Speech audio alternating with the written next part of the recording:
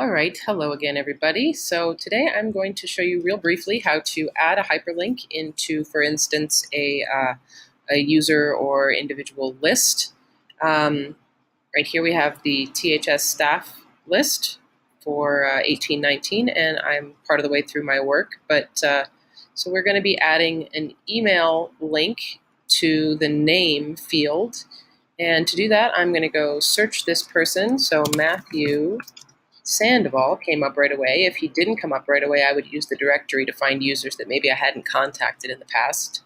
But here he is, so I'm going to click on his name, and then I'm going to click on the name as it shows up, and I'm going to get a whole bunch of information. It actually shows my past emails with him, any files that I have shared, etc. But right here is what I need. So I could either highlight this and try to copy and paste it, but in fact, Outlook gives me this nice little button. So I'm just going to click copy, and then I'm going to go over to the document where I'm working, and I've got two options. The first is a keyboard shortcut command, which I already know, which is Command K, but I am going to show you guys right up here on the top, insert hyperlink, and you can also see that the shortcut is there, Command K. So right now I'll use the hyperlink button.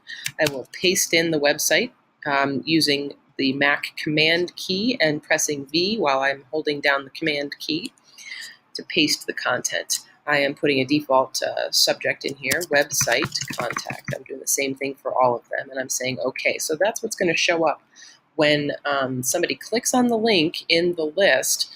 Their default mail program will open a new email with Matthew's email address in the sender, or the to line, excuse me, and website contact will automatically be filled in the sender, in the subject line.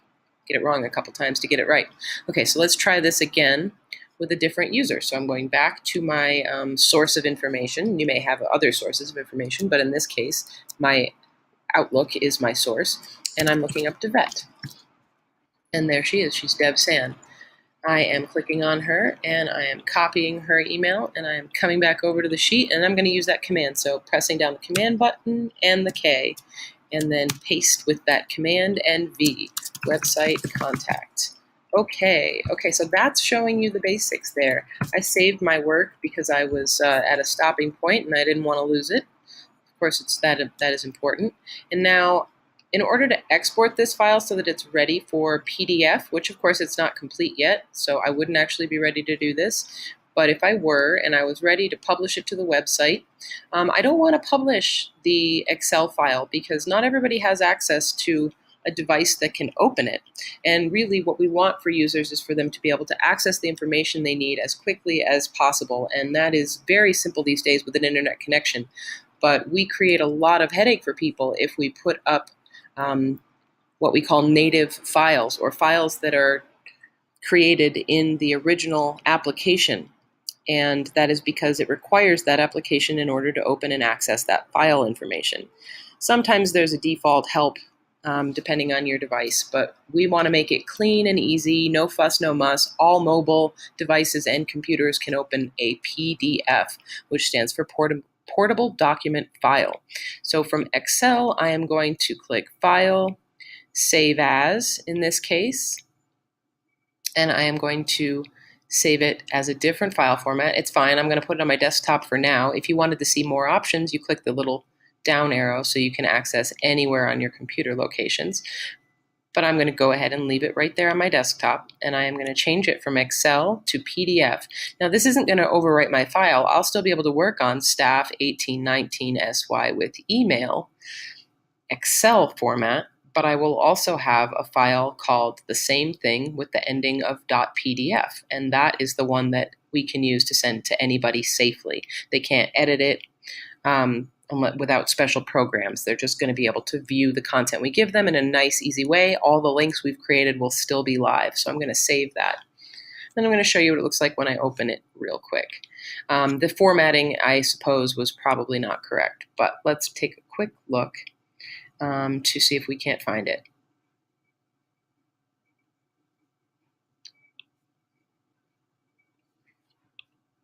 So there's an XLS file, but I don't see the one I just created, which leads me to other problems. But let me just go look at the desktop here. And I guess I'll search staff. Okay, it's right here. And it says it's on the desktop, but for whatever reason I couldn't find it.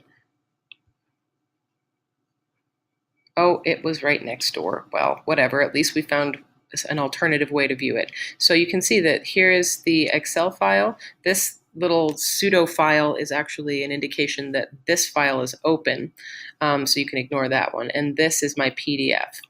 So I double click it to open it, and then my default application is Adobe Acrobat, which is actually the best application to open it with, but you could also even open it in a web browser, which is how most people will end up viewing it. But you can see that the cells go away. It looks kind of like a fairly nicely formatted bunch of lists. Tony Wright got left out on the bottom, so I'm going to have to do something to make that better.